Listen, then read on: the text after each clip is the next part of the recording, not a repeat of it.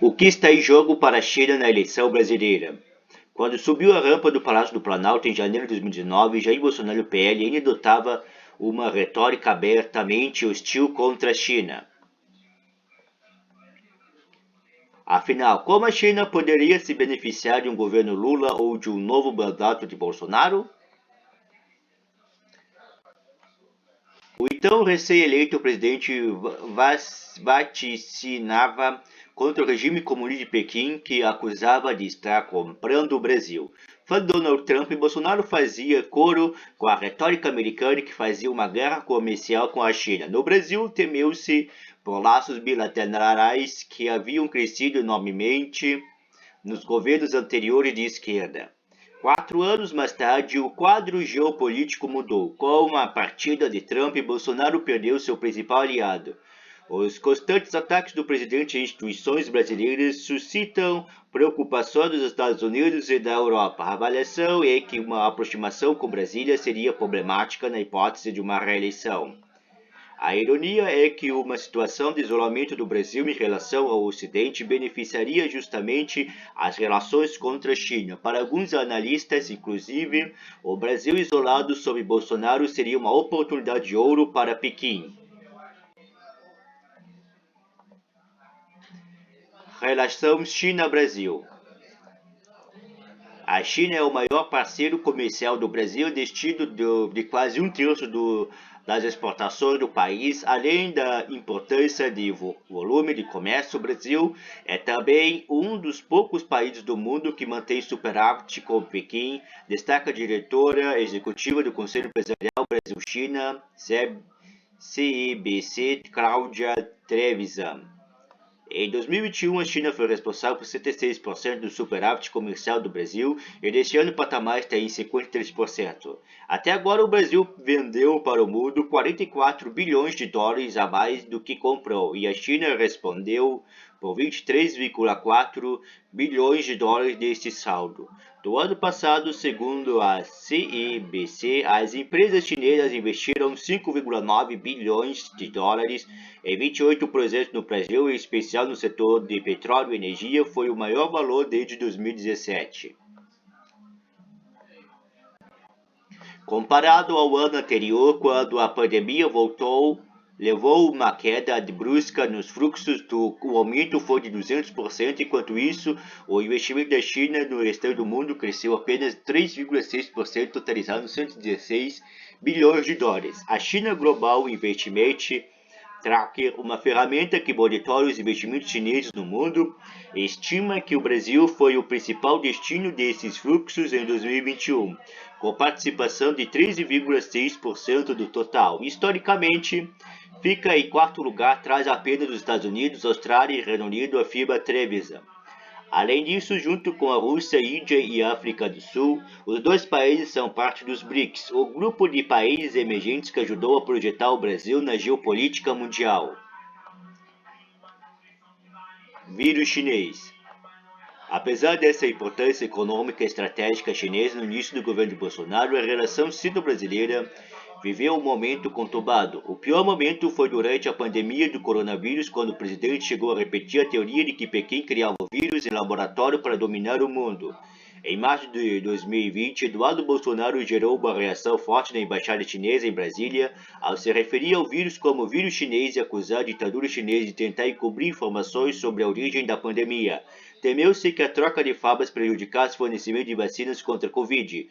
Os Boris foram apontados como fator para a decisão chinesa de suspender a importação de carne brasileira em setembro de 2021, oficialmente em consequência da descoberta de 2 casos de doença da vaca louca. Trevisan observa, entretanto, que as tensões não escalaram para além das palavras. Apesar de toda a retórica anti-China de alguns integrantes do governo de Bolsonaro, isso não se traduziu em ações discriminatórias quanto à China no plano econômico, diz. Em maio de 2020, Eduardo Bolsonaro gerou uma reação forte da embaixada chinesa em Brasília ao se referir ao coronavírus como vírus chinês e acusar a ditadura chinesa. Pelo contrário, o governo brasileiro não cedeu às pressões do governo americano para vetar a participação de Rouhani Huawei da rede de 5G atendendo aos operadores brasileiros que alegavam que a impossibilidade de comprar equipamentos de empresas chinesas elevaria os custos. Durante a cúpula virtual dos BRICS, em setembro passado, Bolsonaro descreveu a China como essencial para a gestão adequada da pandemia do Brasil, já que os insumos para a aplicação das vacinas contra a Covid-19 vêm do país asiático. Oliver Stuenker, professor de Relações Internacionais da FGV, Fundação Getúlio Vargas, em São Paulo, avalia que os episódios que azedaram a relação do início do governo Bolsonaro estão superados. Esse aumento dos investimentos mostra que a relação política entre Bolsonaro e a China talvez não seja a melhor possível, mas deixou de ser ruim a ponto de contaminar a relação econômica, diz Stu Enkel à BBC News Brasil. Como resultado, a China encontra numa posição privilegiada de poder beneficiar-se das relações com o Brasil, independentemente de quem ganhe as eleições, inclusive se o vencedor for Bolsonaro. Vácuo do Ocidente.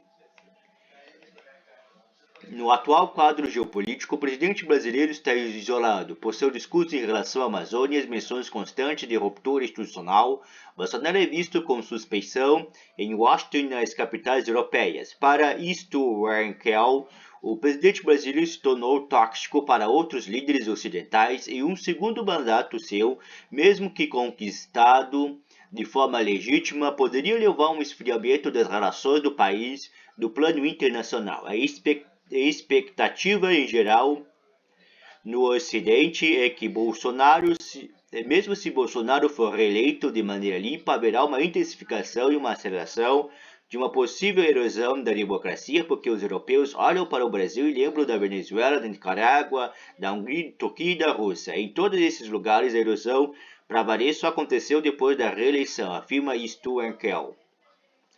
Esse ressentimento foi reforçado depois da reunião com dezenas de diplomatas do Planalto no dia 18 de julho, na qual Bolsonaro fez críticas às urnas eletrônicas. Várias fontes diplomáticas que conversaram com jornalistas se disseram preocupados com as intenções do presidente, observando que nunca houve casos comprovados de fraude desde que as urnas eletrônicas entraram em uso em 1996.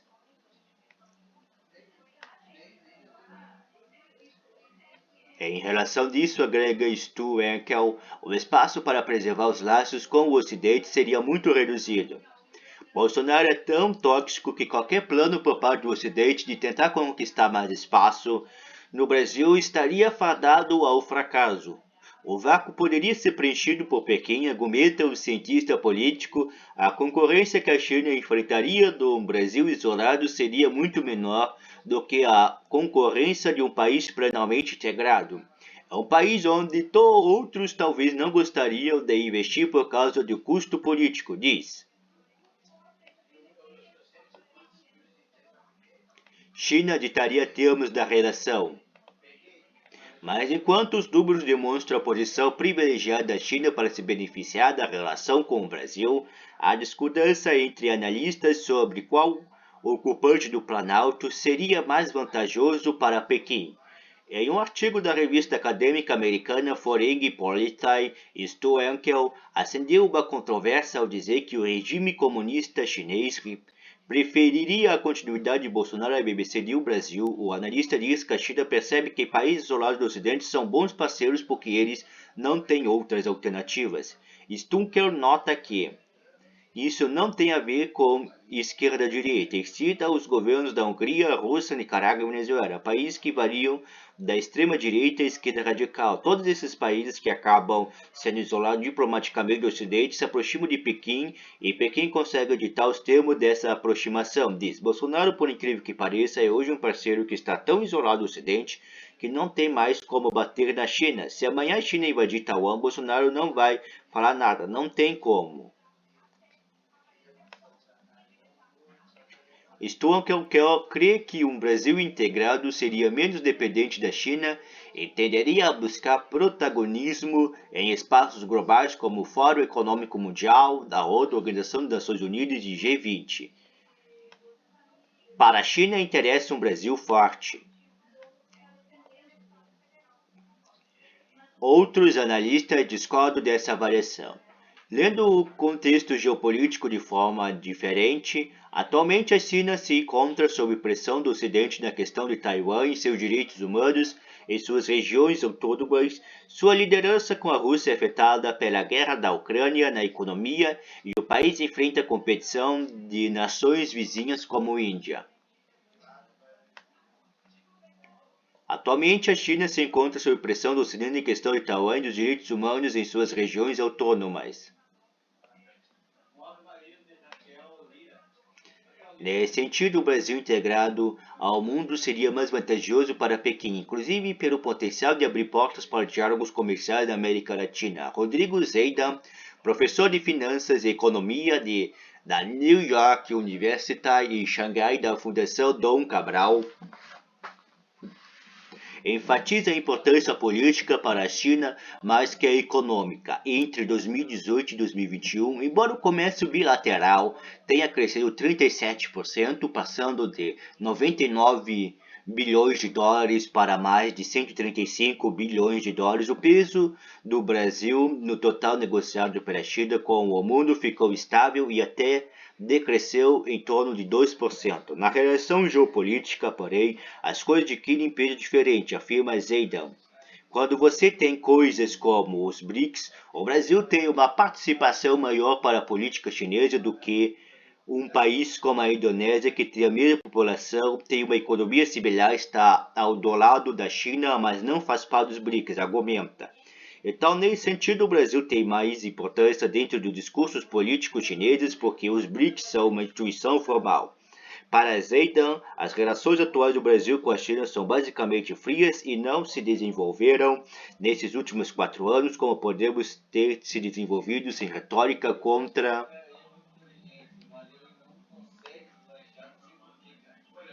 o investimento chinês, retóricas nacionalistas, retóricas anticomunistas.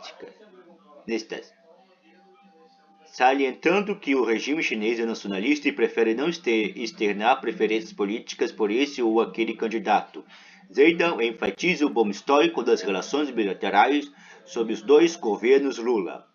No caso do Lula, o governo teve excelentes relações diplomáticas, avançou os BRICS. Se for para ter preferência, não tem dúvida que a China vai preferir a vitória de um presidente que já teve boas relações com a China, diz Cláudia Trevisan, do Conselho Empresarial Brasil-China, CIBC, aponta também a possibilidade que uma vitória de Lula revigore o Fórum China-CELAC, Comunidade dos Estados Latino-Americanos e Caribenhos, o principal diálogo da China com a América Latina. O Brasil abandonou a CELAC em janeiro de 2020 e desde então o fórum perdeu peso. O eventual volta de Lula vai levar o regresso do Brasil à CELAC, o que vai fortalecer o diálogo da China com a América Latina, aponta.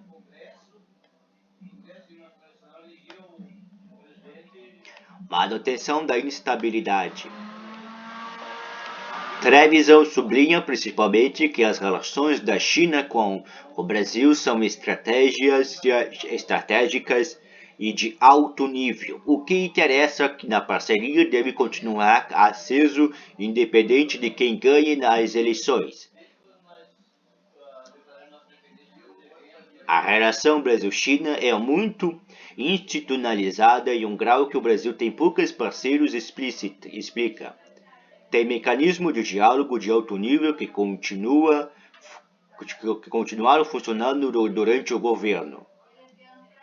Pessoal, eu tô com preguiça de ler o resto, entendeu, pessoal? Eu tô com preguiça. E como eu quero assistir aqui um desenho animado, então você vai plantar batata, entendeu? Você vai plantar batata porque eu quero assistir um desenho animado aqui bom que tá passando aqui, tá? Então, eu tô com preguiça de ler o resto, tá, pessoal? Então, tenha um bom dia.